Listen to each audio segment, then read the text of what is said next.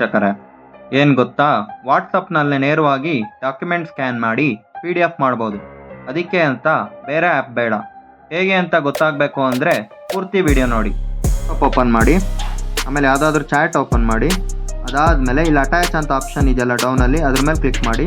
ಅದಾದಮೇಲೆ second row first option document ಅಂತಿದೆ, ಅದ್ರ ಮೇಲೆ ಕ್ಲಿಕ್ ಮಾಡಿ.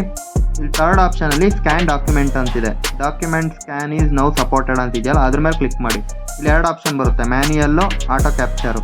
ಫಸ್ಟು ಮ್ಯಾನ್ಯಲ್ ತೋರಿಸ್ತೀನಿ. ಮ್ಯಾನ್ಯಲ್ ಅಂದರೆ ನೀವೇ ಕ್ಲಿಕ್ ಮಾಡೋದು, ಸೆಲೆಕ್ಟ್ ಮಾಡಿಬಿಟ್ಟು ಕ್ಲಿಕ್ ಮಾಡಿದ್ರೆ ಆ ಫೋಟೋನ ಅದು PDF ಕನ್ವರ್ಟ್ ಮಾಡುತ್ತೆ. ಈ ಥರ ಬಂದ ಮೇಲೆ ಡನ್ ಅಂತ ಕೊಟ್ಟರೆ ನೋಡಿ ಈ ಥರ ಆಪ್ಷನ್ ಬರುತ್ತೆ. ಇಲ್ಲಿ ಗ್ರೀನ್ ಐಕಾನ್ ಇದೆಯಲ್ಲ ಡೌನಲ್ಲಿ, ಅದನ್ನು ಕ್ಲಿಕ್ ಮಾಡಿದ್ರೆ PDF ಫಾರ್ಮೇಟ್ ಆಗಿ ಇಮೇಜು ಕನ್ವರ್ಟ್ ಆಗಿದೆ.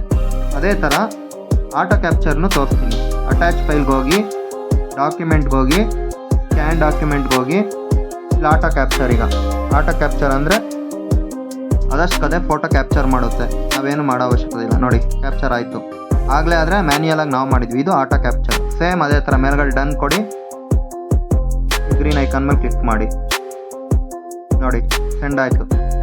ಎರಡು ಆಪ್ಷನ್ ಕೂಡ ತೋರಿಸಿದ್ದೀನಿ.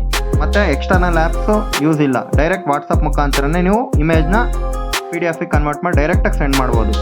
ಈ ವಿಡಿಯೋ ನಿಮ್ಗೆ ಇಷ್ಟ ಆಗಿದ್ದರೆ ಇನ್ಸ್ಟಾಗ್ರಾಮ್ ಮತ್ತು ಫೇಸ್ಬುಕ್ಕಲ್ಲಿ ಫಾಲೋ ಮಾಡಿ. ಒಂದು ಯೂಟ್ಯೂಬ್ ಚಾನಲ್ ಕೂಡ ಇದೆ, ಅದು ಕೂಡ ಸಬ್ಸ್ಕ್ರೈಬ್ ಮಾಡ್ಕೊಳ್ಳಿ. Thank you.